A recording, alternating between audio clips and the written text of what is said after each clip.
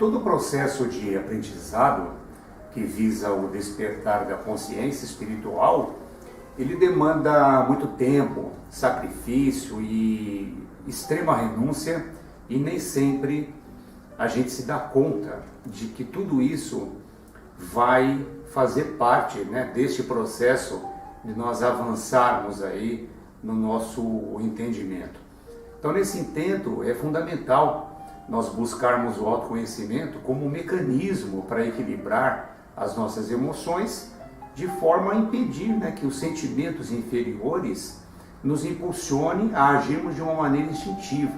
Então, muitas pessoas passam pela vida, por exemplo, cometendo os mesmos erros e acabam se comportando de maneira padronizada e, por que não dizer também, previsível.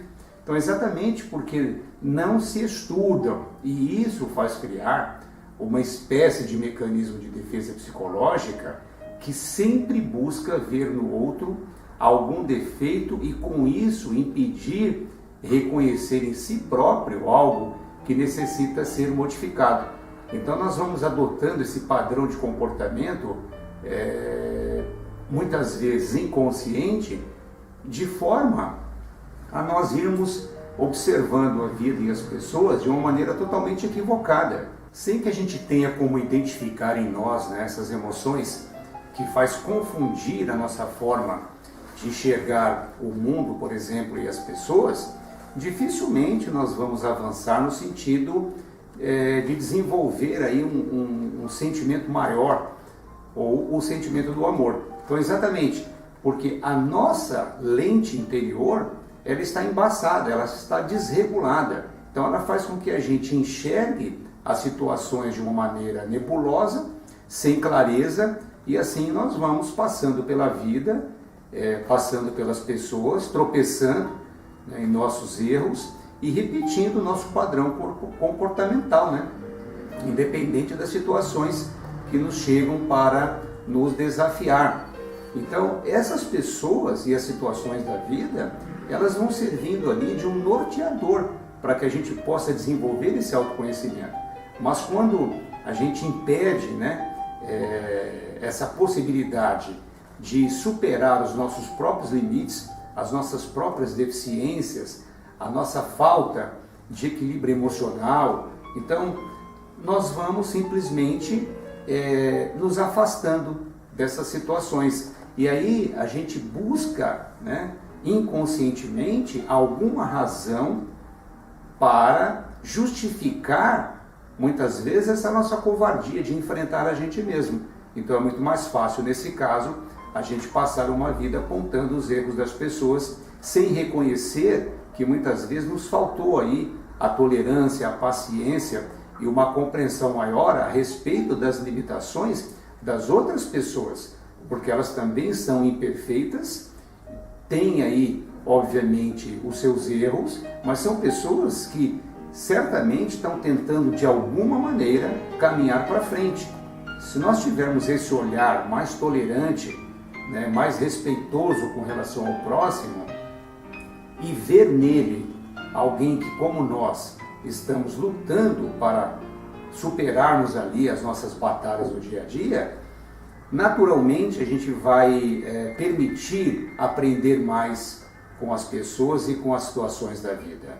Então, muito provavelmente, os erros que comprometem o nosso caráter, eles fazem parte de um conjunto de ações que podem estar pautadas no nosso desequilíbrio emocional.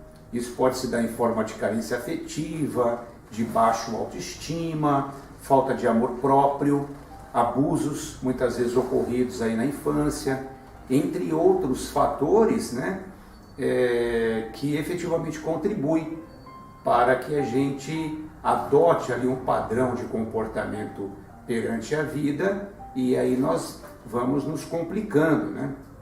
Então, quando uma questão mais difícil chega em forma de problema ou um revés, né, nós não encontramos recursos psicológicos ou emocionais para conter a nossa fraqueza humana. E isso faz com que a gente se sabote ou incorra em erros que comprometem muitas vezes a nossa moral, a nossa credibilidade, né? E como que nós vamos trabalhar aí essas questões?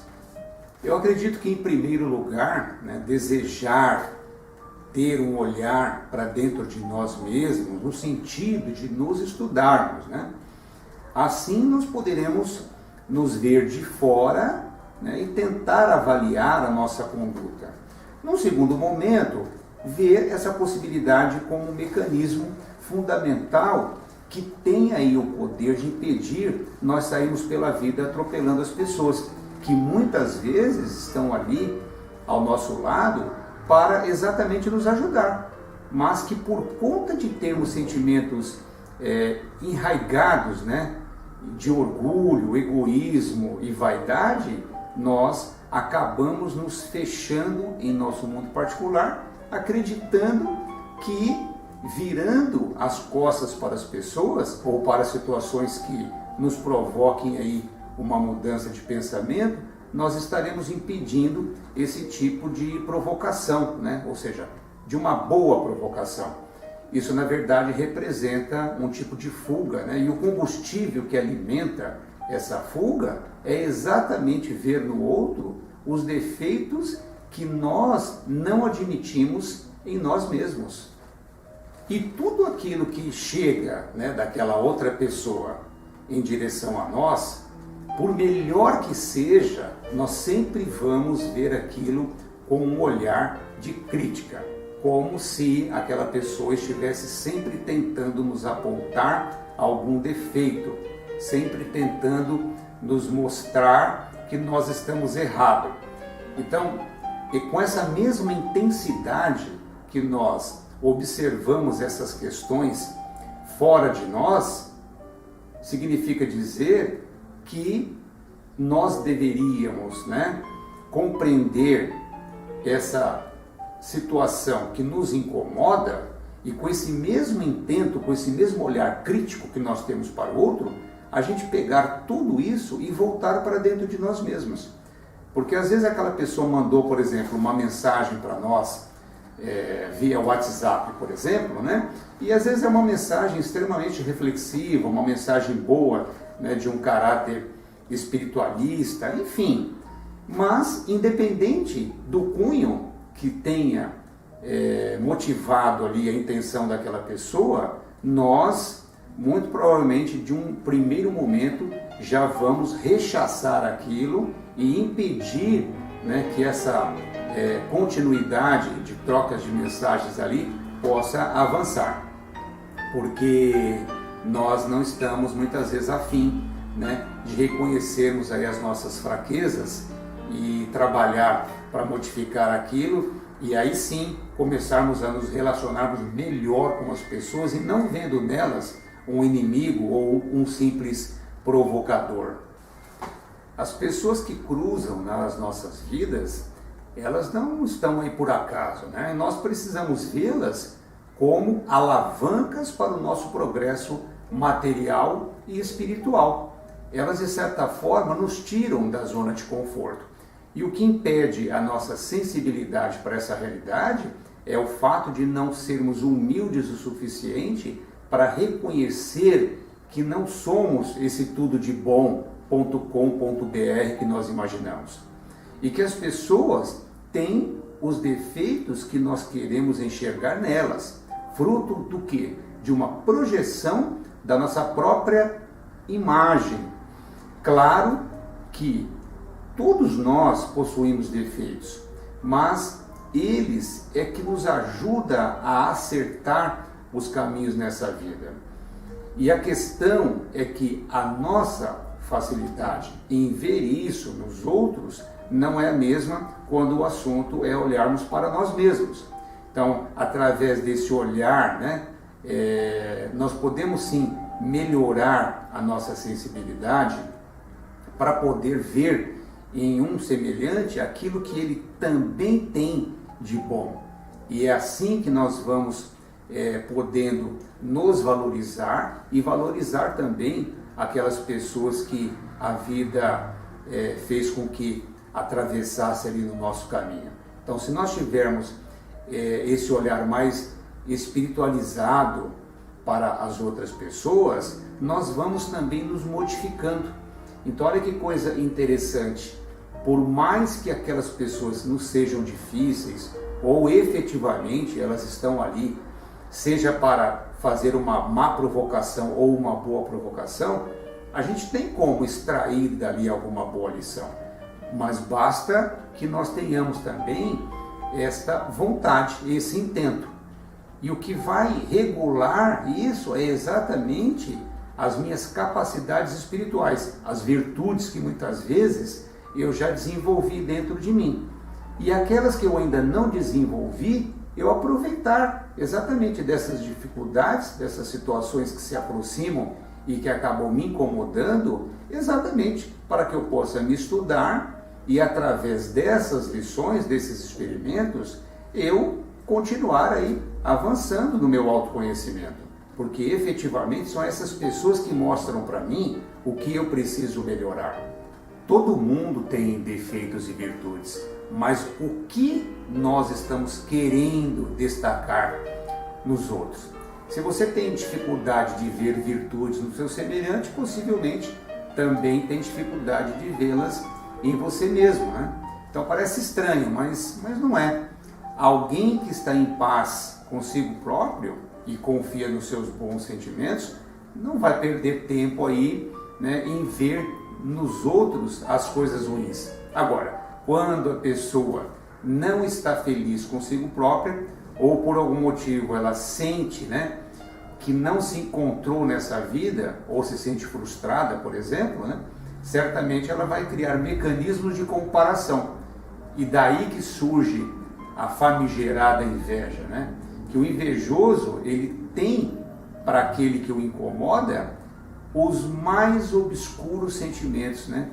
Que faz com que ele potencialize o seu nível de crítica com relação àquela pessoa que ele diz tanto lhe incomodar.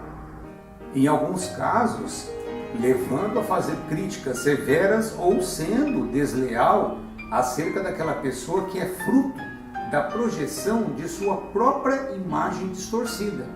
Então, esta autoimagem que nós temos de nós, quando ela se vê muito prejudicada, nós, de certa forma, podemos projetar isso para uma outra pessoa que faz exatamente o efeito contrário. Então, o que eu estou querendo dizer com isso? Que quanto mais crítico ou severo for o nosso olhar com relação àquela outra pessoa, nessa mesma intensidade tem algo em nós que precisa ser urgentemente trabalhada, urgentemente resolvida. Sabe aquela história? O santo do outro não bateu com o meu santo. Mas será que o meu santo é santo mesmo ou é o demônio? E será que a luz que aquela outra pessoa carrega não é tão intensa a ponto de provocar aí as minhas sombras e também provocar esses meus demônios? Então, às vezes, a gente tem essa mania, né, de achar que o outro está nos incomodando. Talvez o outro esteja nos provocando alguma coisa, como disse, que de fato nos incomoda muito. Então não é o santo do outro que nos incomoda, são os nossos próprios demônios. O outro está chegando ali somente para estampar um ponto de luz e que faz com que muitas vezes a gente feche os olhos, né, nos sentindo incomodado pela projeção dessa luz. Eu acredito que pessoas com essa falta de autoconhecimento, elas acabam sofrendo muito nessa vida, né? Elas acabam tendo também uma enorme necessidade de autoafirmação.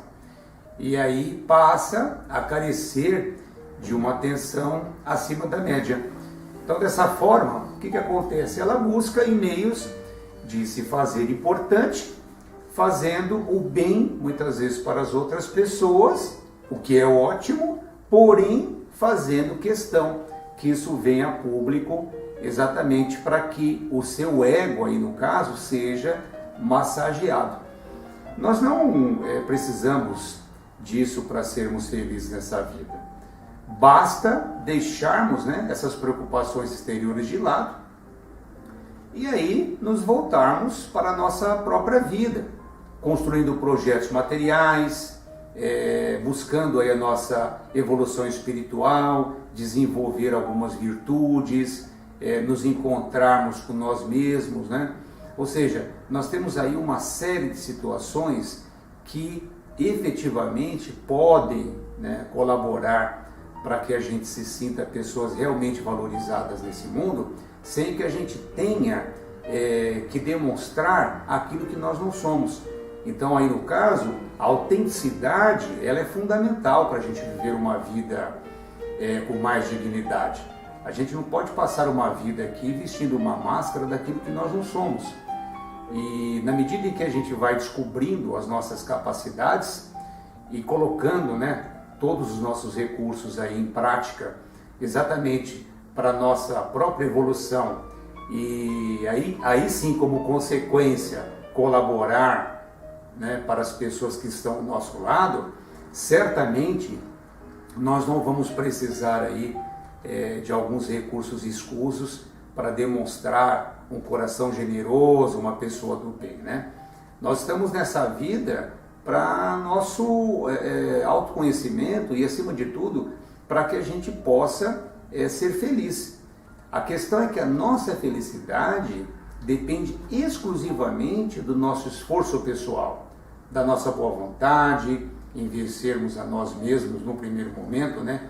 Isso eu costumo dizer que é uma batalha de todos os dias, da nossa boa vontade em vencermos, né, alguns obstáculos ainda que nós sabemos, né, que impedem a nossa felicidade. Eu me refiro aí às questões emocionais, algumas questões psicológicas, né, como eu disse anteriormente, situações mal resolvidas do passado, né?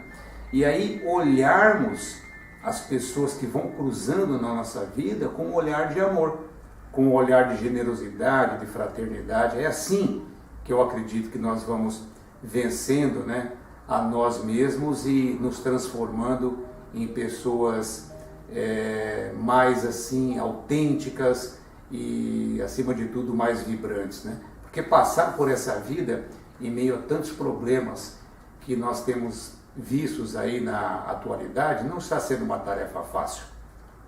Isso aí vai depender de nós, um esforço muitas vezes descomunal para passar por tudo isso da melhor forma possível.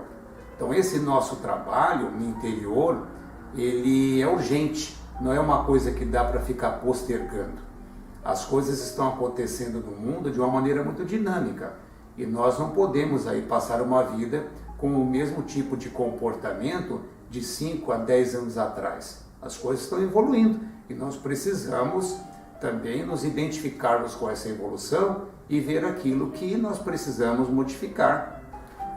As preocupações materiais, o medo do amanhã, os problemas familiares, as preocupações, né, dos pais com relação aos seus filhos, as questões financeiras, a falta de trabalho, tudo isso de fato representam aí os grandes desafios dessa vida.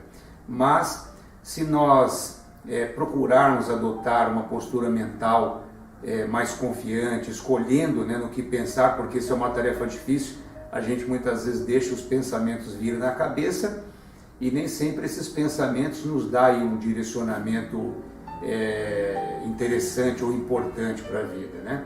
Então, isso também, saber escolher esses pensamentos, eles podem, né, nos ajudar a realizar escolhas melhores. E no bom uso, né, desse nosso livre-arbítrio, né, nós vamos contendo as nossas tendências inferiores. E aí certamente nós teremos maiores chances de vivermos uma vida com mais equilíbrio, mais paz, enfim.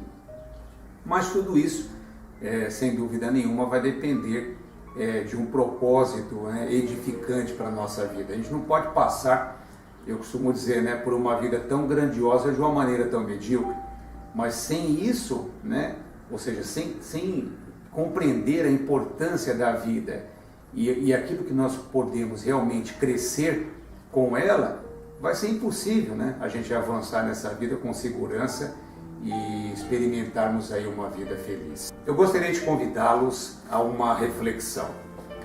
o nosso coração é como se fosse o oceano. E os nossos sentimentos é como se fossem os rios do mundo. Tudo aquilo que sentimos dentro de nós irá recair sobre o nosso coração. Se as águas dos rios forem limpas, por exemplo, os oceanos, eles terão águas cristalinas. E a vida marinha, certamente, ela vai prosperar. Assim também, se os nossos sentimentos forem nobres, o nosso coração irá vibrar saúde, paz e prosperidade. Então, se a sua vida hoje, ela por algum motivo, ela está triste, ela pode voltar a sorrir para você. Mas para isso, você vai precisar elevar os seus sentimentos, modificar a sua forma de pensar e de agir, né? E lembre-se, nós vemos no outro, né, aquilo que está dentro de nós. Então, nós precisamos, através desse entendimento, modificar essa nossa lente através do nosso olhar material e, com isso, né, ajustar a nossa terceira visão, que é o nosso olhar espiritual. Então, nós podemos fazer aí um exercício diário de começar a enxergar as pequenas coisas da vida com grandiosidade. E aquilo que nos parece tão perturbador, a gente não valorizar tanto assim como nós temos valorizado. As pessoas têm defeitos e as pessoas têm virtudes, assim como nós. Então, que tal aí nós começarmos a pensar mais sobre esse ponto de vista e passarmos por essa vida de uma maneira muito mais feliz? Isso vai depender única e exclusivamente da forma com que nós olhamos o mundo de fora. Muito obrigado pela sua atenção e que você esteja cada vez melhor.